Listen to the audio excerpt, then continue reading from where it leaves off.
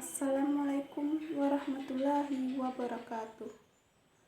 Alhamdulillahillazi ahdana lihaza wa ma kunna linahtadiya wallahu an hadanallah.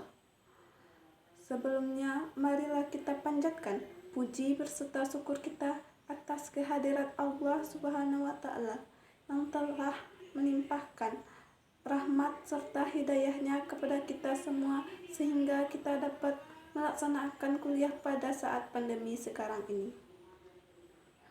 Salawat serta salam tidak lupa pula kita hadiahkan kepada pucuk pimpinan umat sedunia, yakni Nabi Muhammad Sallallahu Alaihi Wasallam, yang kita nantikan syafaatnya kelak di yaumul qiyamah.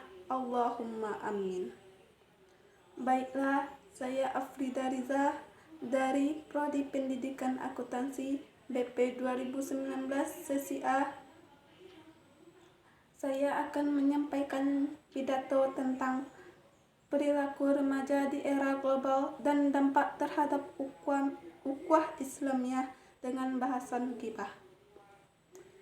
Teman-teman yang berbahagia, ghibah atau menggibah sangat erat hubungannya dengan remaja zaman sekarang, yang lebih khususnya lagi para remaja muslim.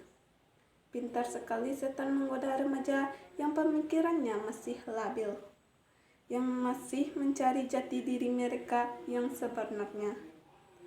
Gosip itu setan selipkan secara semu pada obrolan spontan para remaja. Padahal kegiatan menggibah, ngerumpi, menggosip, dan sejenisnya itu sangat dilarang oleh Allah Subhanahu wa Ta'ala atas firman-Nya yang dituangkan pada surat Al-Hujurat ayat 12, yang artinya, "Hai orang-orang beriman, jauhilah kebanyakan dari prasangka, karena sesungguhnya sebagian prasangka itu adalah dosa.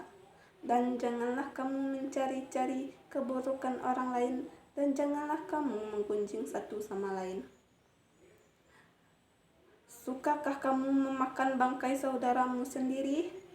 Sesungguhnya Allah Maha menerima taubat dan Maha Penyayang."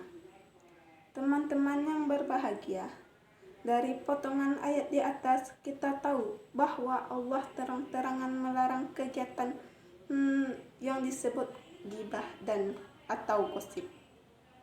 Bahkan ditegaskan lagi bahwa ghibah itu ibarat memakan bangkai saudaranya sendiri. Teman-teman yang berbahagia, remaja zaman sekarang kalau sedang berkumpul bersama yang katanya mau kerja kelompok, bahas pelajaran, tapi secara langsung atau tidak langsung 90% dari mereka yang berkumpul itu akan membicarakan hal yang mengarah kepada gosip atau ghibah. Ghibah itu buruk lagi haram. Ketika mengunjung orang lain, seakan kita mendapat dosa. Tanpa kita tahu, amal baik kita akan berpindah kepada orang yang kita gunjingkan itu. Bahkan, ghibah dapat merusak ukhuwah Islamiyah. Kenapa? Karena apabila orang yang kita gunjingkan itu tahu, tidak menutup kemungkinan akan semakin renggangnya hubungan antara keduanya. Mungkin bisa jadi saling membenci, dan ukhuwah Islamiyah antara keduanya pun hilang. Padahal memutuskan silaturahmi itu dilarang pula oleh Allah. Bisa ditarik kesimpulan bahwa pelanggaran atas 3 pasal berlapis, dan itu pun pasal dari Allah Subhanahu wa Ta'ala yang hukumnya lebih tinggi dari hukum undang-undang.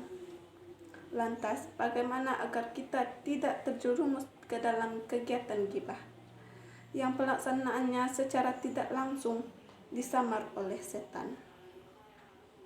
Ketika ada obrolan yang mengarah kepada ghibah, mari kita ingatkan teman-teman kita. Mengingatkan sesama itu dianjur oleh Allah.